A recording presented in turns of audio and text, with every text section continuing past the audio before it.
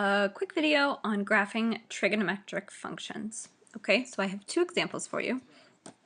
The first is to graph f of x equals 2 plus 2 sine x. Okay, and the first thing I like to do is think about what my amplitude is going to be. Okay, amplitude is the number that the sine, cosine is multiplied by. So the amplitude is going to be 2 in this case. Okay, this 2 is a shift up. It's a vertical shift. Okay, and there's no k value here, or k is just 1, which means that my period is just 2 pi. Okay, and I'm going to use these to sketch the graph. Okay, so once I know what my period is, I like to draw 2 pi, and then halfway would be pi. Okay, so graphing sine functions, step 1 is to draw zeros at the beginning, middle, and end.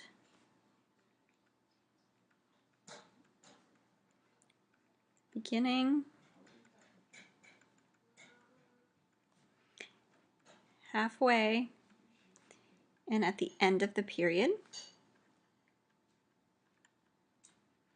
Okay, and we're shifting up 2. So I like to make a dotted line up 2. Okay, and these are where my zeros are going to be. Oops. So 1, 2, and I'm going to make this line even taller because I have an amplitude of 2. Oops. Which means I need to be able to go to above or below. This is my new 0 line.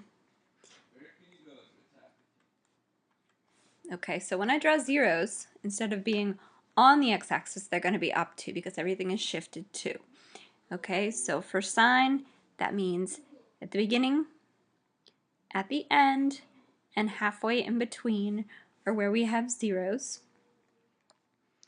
My max is going to be 1/4 of the way through the period.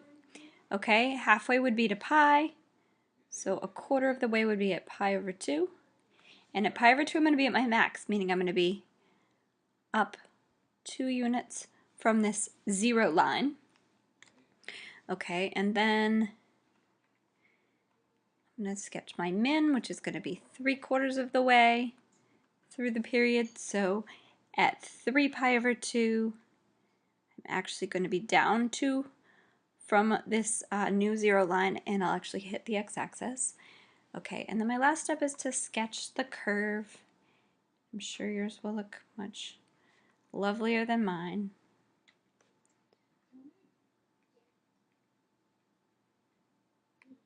Okay, and then just remember it keeps going. Okay, but you just need to be able to draw one period. Okay, there's the first example. Alright, so the second example is f of x is the negative cosine of x over 2. Okay, so again, I'm going to start by writing the amplitude. My amplitude is just going to be 1. Okay, there's no shift up or down, left or right.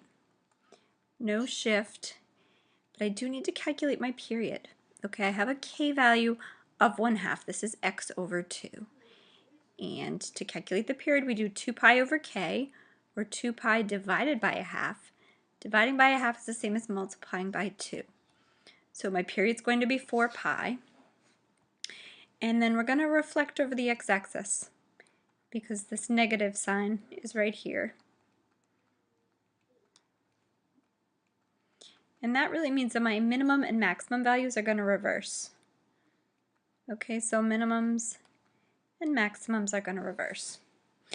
Okay, so I'm going to start by drawing in, 4 pi. That's going to be my period. And I'll mark halfway. That will be 2 pi. All right, and the steps to graphing cosine. So cosine normally starts at a maximum at 0 because we've reflected. We're going to start at a minimum value. Okay, so this is my 0 line right here. My amplitude is 1. So I'm going to start here. Okay, and we also end at the same value. Okay, so we are going to end at -1 again. Okay, halfway would normally get us to the minimum value. This is going to get us to the maximum value.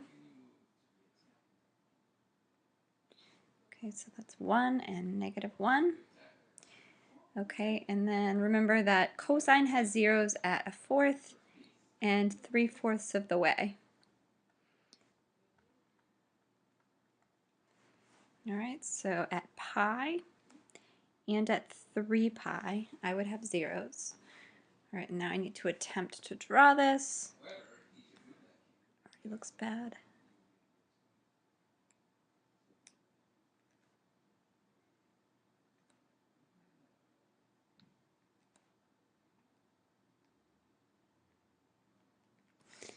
All right, so there you go. There's my graph.